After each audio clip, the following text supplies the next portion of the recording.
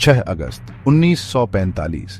ये तारीख इतिहास में हमेशा के लिए दर्ज हो गई। इंसानी मामलों में ये एक बहुत बड़ा मोड़ था।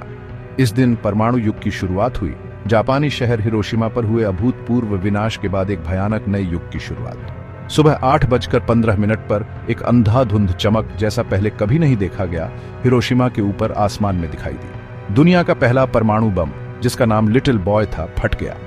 15,000 टन TNT के बराबर विस्फोटक शक्ति वाला यह बम 2 किलोमीटर के दायरे में सब कुछ पल भर में मिटा दिया। इमारतें धूल में मिल गईं, पेड़ भाप बन गए और हजारों इंसान बस अस्तित्व से मिट गए। अकल्पनीय हिंसा के इस एकल कृत्य ने पूरी दुनिया में सदमे की लहरें भेज दी, जिसने मानव इतिहास के पाठ्यक्रम को हमेशा के लिए बदल दिया। हिरोशिमा पर बमबारी एक क्रूर युद्ध में केवल एक अलग घटना नहीं थी, यह उस भविष्य की एक भयानक झलक थी जहां मानवता के पास खुद को नष्ट करने की शक्ति थी। जापान पर परमाणु बम का इस्तेमाल करने का फैसला, एक ऐसा फैसला जो आज तक बेहद विवादास्पद बना हुआ है, एक लंबे और खूनी संघर्ष की पृष्ठभूमि में लिया गया था। द्वितीय विश्व युद्ध ने 6 लंबे वर्षों तक दुनिया को तबाह कर दिया था, अपने पीछे अकल्पनीय विनाश और मौत का निशान छोड़ गया। 1945 की गर्मियों तक जापान हालांकि गंभीर रूप से कमजोर हो गया था, फिर भी भयंकर दृढ़ संकल्प के साथ लड़ता रहा। मित्र देशों की सेनाएं जापानी मुख्य भूमि पर एक महंगे आक्रमण की तैयारी कर रही थीं, एक ऐसा अभियान जिसकी सैन्य रणनीतिकारों ने भविष्यवाणी की थी कि दोनों पक्षों में लाखों लोग हताहत होंगे।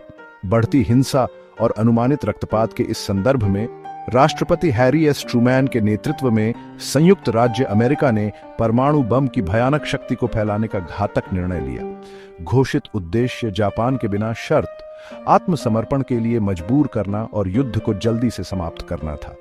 हालांकि इतने विनाशकारी हथियार का उपयोग करने के नैतिक निहितार्थ, विशेष रूप से नागरिक आबादी के खिलाफ इतिहासकारों और नैतिकतावादियों द्वारा समान रूप से बहस और जांच जारी है।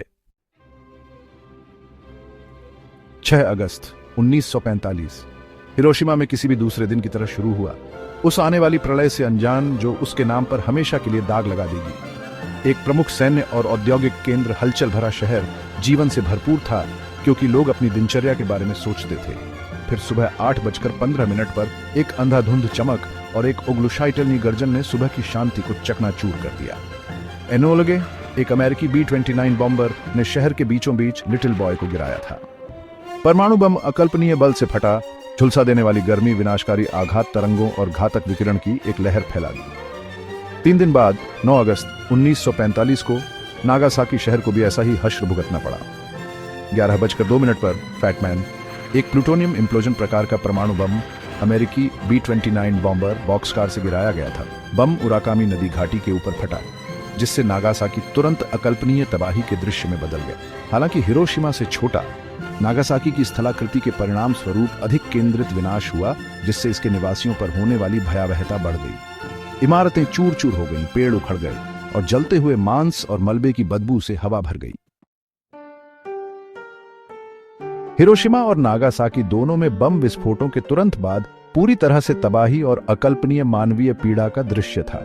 कभी फलते फूलते शहर सुलगते हुए खंडहर में तब्दील हो गए, उनकी सड़कें मलबे, मुड़ी हुई धातु और अनगिनत पीड़ितों के जले हुए अवशेषों से अटी पड़ी थीं।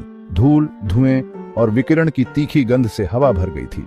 मलबे में आग बेकाबू होकर भड़क उठी, जो कुछ भी बम बचा था उसे भस्म कर दिया। भाग्यशाली लोग पहले ही मर चुके थे, विस्फोटों की अकल्पनीय गर्मी से तुरंत वाष्पीकृत हो गए। अनगिनत अन्य लोग खंडहरों में घूमते रहे, उनके शरीर झुलस गए, उनकी त्वचा फट गई। नरसंहार के बीच अपनों को बेताब होकर ढूंढते रहे। घायलों और मरने वालों की भारी संख्या से अभिभूत अस्पताल, विस्फोटों से लगी भयानक चोटों और विकिरण विषाक्तता के कपटी प्रभावों से निपटने के लिए अपर्याप्त थे। भाग्यशाली लोग पहले ही मर चुके थे, विस्फोटों की अकल्पनीय गर्मी से तुरंत वाष्पीकृत हो गए। अनगिनत अन्य लोग खंडहरों में घूमते रहे, उनके शरीर झुलस गए, उनकी त्वचा फट गई। नरसंहार के बीच अपनों को बेताब होकर ढूंढते रहे।